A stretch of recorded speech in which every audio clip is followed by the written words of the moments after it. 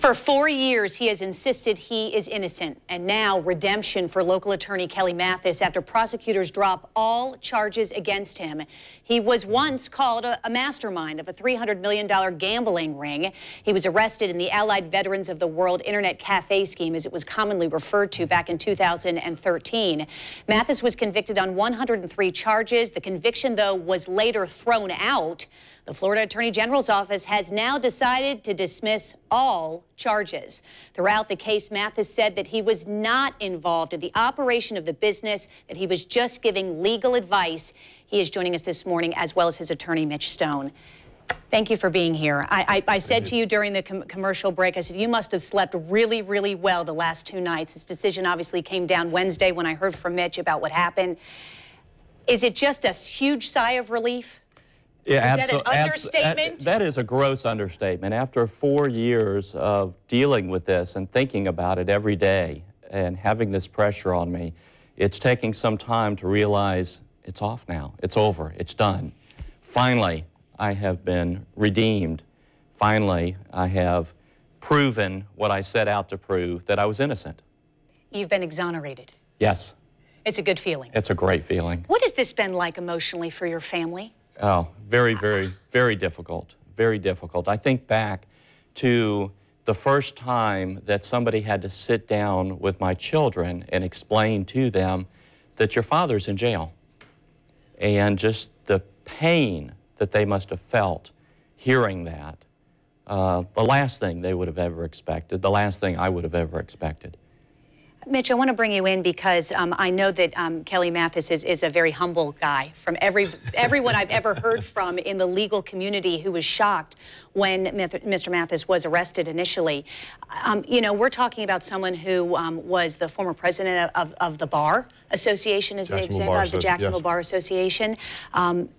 When you've known Kelly for a long time, when you heard about his arrest, you were right there by his side. What was your reaction? And give us a little background on what the charges were and why he was arrested. Well, and when I found out about it, it was a complete shock. I thought I was being punked because there's no way that I thought that Kelly Mathis would ever be arrested for anything. But when I came to find out what was going on, it all started to kind of come together. And there was a lot of misinformation at the front end. But over time, we started to figure out what they were saying and what they were doing. And we never agreed with it, but we understood what the prosecution was about. We understood what the charges were about. And we knew that they had 2 theories of prosecution, and we could beat each of those theories independently. But ultimately, what happened was that we were blocked on putting our defense on. So obviously, that changed the outcome of the trial. But I think, had it been done the way we thought it should have been done the first go-around, allowing us to put our evidence in, Kelly would never have been convicted. So the arrest in and of itself was not as disturbing to me as what happened right after that, which was keeping him in jail for no reason as far as I was concerned. I mean, he wasn't a danger to the community, certainly wasn't a flight risk, but $1 million bond, and it took us 3 days to get that straightened out. And then they still tried to keep him in jail after we straightened that out. Do you think you were targeted for some personal reason? What do you think was the reason behind? I mean, all of these we watched. I mean, 50 different internet cafes that the prosecution, you know, suggested was basically a gambling scheme under the guise of a nonprofit, Allied Veterans of the World. You know, we watched them raid this. It was a lot of publicity, obviously, big news conferences and everything. Why you? Why?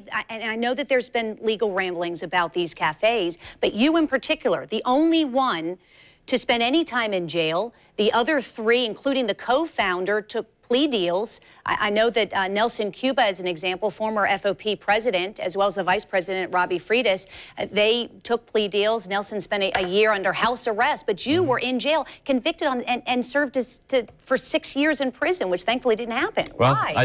Thankfully, I did not have to serve the 6 years. And I wish I knew the exact motivation behind it.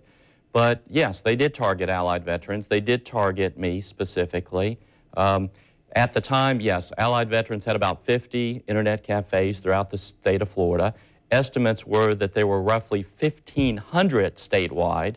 My client was the only one arrested, the only one investigated, and no, I still don't know why.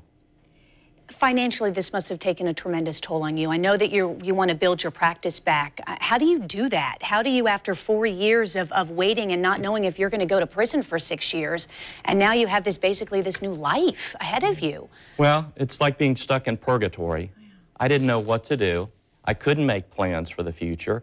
I didn't know that any day I could get that decision from the Court of Appeals that says, no, we don't think you have any grounds for an appeal. We're going to affirm the conviction.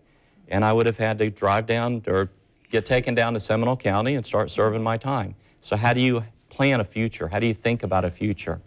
Now I've got a new lease on life. I've got a desk.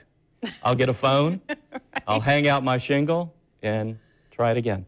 Mitch, a reminder, always innocent until proven guilty. Absolutely. Why you do what you do?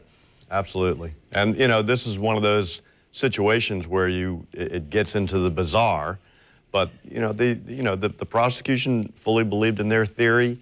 We fully believed in our defense, and I think in the end, it came out the way it should have come out 4 years ago.